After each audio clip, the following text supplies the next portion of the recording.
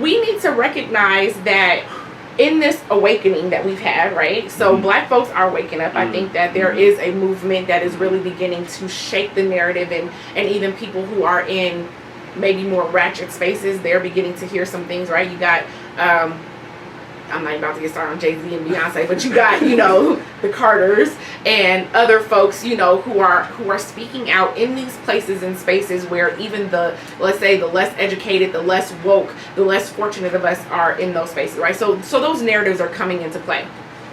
But white America picks up on that, right? So now, who's producing the Black Barbie? It's not Black folks, it's white folks. It's white folks.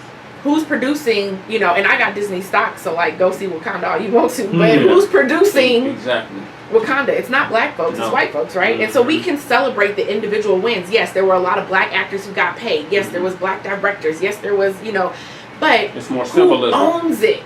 Exactly. Where's the tangible? Wow. Who owns it, right? And so now all these pieces, so they're like, Disney is remaking everything Black. It's going to be Black everybody. Because they know that that's what we're looking for. So we still don't get Black owned versus Black targeted. These are Black targeted because Black people started talking about 5, maybe going on 6 years ago. Black people started talking about boycotting. Black people started talking about redirecting your dollars. Black people started saying we have no representation, and they said, We'll serve that to you. We will give that to you. It's still owned by us. It's more symbolism. See, now that's what goes back to what I used to talk about many years ago. It was like integration was the worst thing that could have happened to Black folks collectively. I'm not talking about those who could afford to integrate because your best and brightest and most capitalized were able to leave their communities and buy overpriced properties and be in environments that hate them. But because they had the capital, the money, it was like, come on over here, we'll charge you triple, but we hate you, but come over here, bring the money. And then, you know, your Negro League baseballs, organizations go out of business. Your Pullman, all of your stuff starts going away. You know what I mean? So I'm talking about collectively, when you think about the capital, I think what I'm hearing you say is, yes, Black Panther is a good, affirming film, but at the end of the day, the majority of those dollars that you spend will not be retained within your own organization or institutions that you have created. Right. At all. Exactly. And you're not benefiting at all. It's just a feel-good moment. They are feel-good moments. And that is something that, again, you know, it literally just goes back to the mental conditioning, which is why I say that it is all about our mindset, right? Because that we needed that affirming message. Like, we needed empowerment, right? And so now we need ownership. Now that's the piece we're talking about. Becoming a boss. Another element is about ownership. Yes. Moving from a consumer to an actual producer and owner. Owning. But what are some steps to get there? Like, if you're going to start, what steps can you take to become an owner?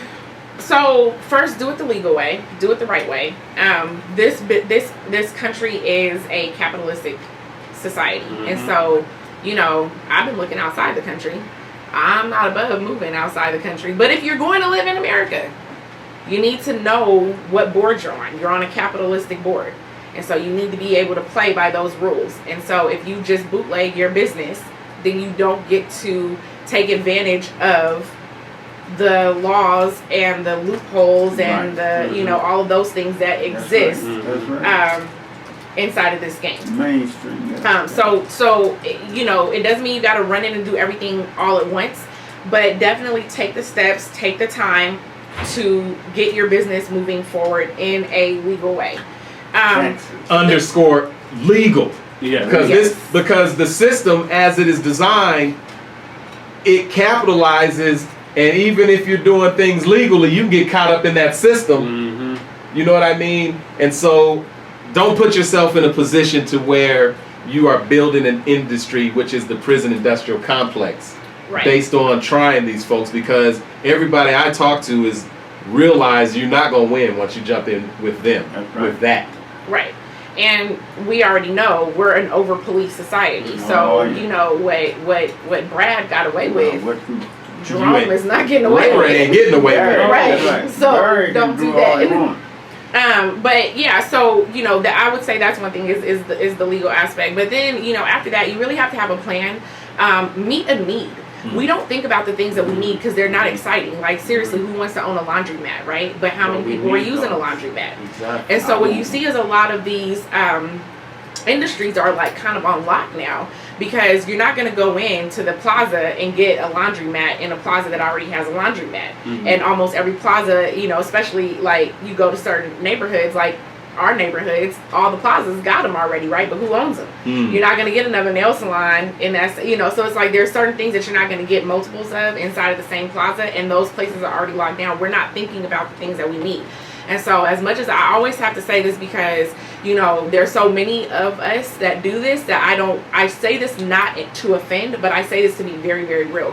All of my folks who do soap and lotion and oil and hair products, it's like that whole gambit of things that are very easy to get into, and we claim that there's this passion for them, but a lot of times it's a passion for something that's easy. We don't want to take that challenge. We don't want to really get out there and put something into an industry that really needs to move us forward, right? So we're not thinking about covering down on necessities. There are no shortages of hair care lines. There are no shortages of skin and lotion products. There are no shortages of oils. We're not even getting into the big stuff, like get into the makeup, right? Get into weave, right? I mean, not like you can put it in, like you make it, right? So we're not even getting into the bigger cost industries inside of the cosmetic and beauty industry.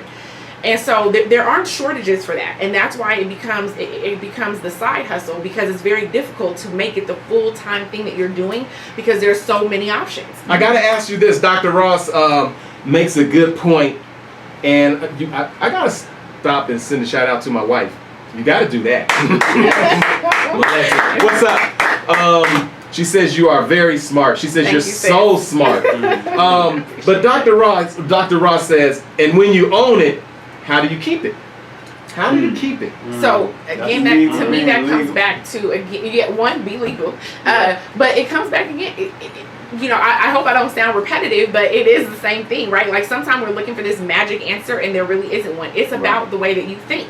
So I don't keep it if I'm worried about the way that you perceive me, and that's why every check I get, I'm spending on things that look luxurious, but I'm struggling, right? I always laugh when somebody's like, right. I always laugh when I see, like, I literally laugh sometimes in their face when people are like, oh, my car, is so expensive to fix. And I'm like, oh, that Mercedes so you could afford the note, but you can't afford to fix it. You didn't know that the Mercedes, Audi, like those are some of the most expensive cars to fix, right?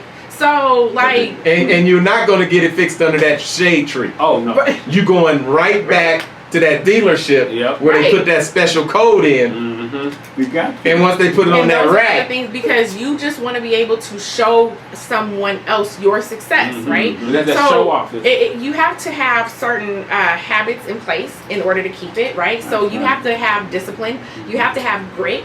You have to have consistency, right? And so it's this place where we talk about like temperatures, and I'm always saying, you have to elevate your temperature. So first of all, you have to look at who you're around.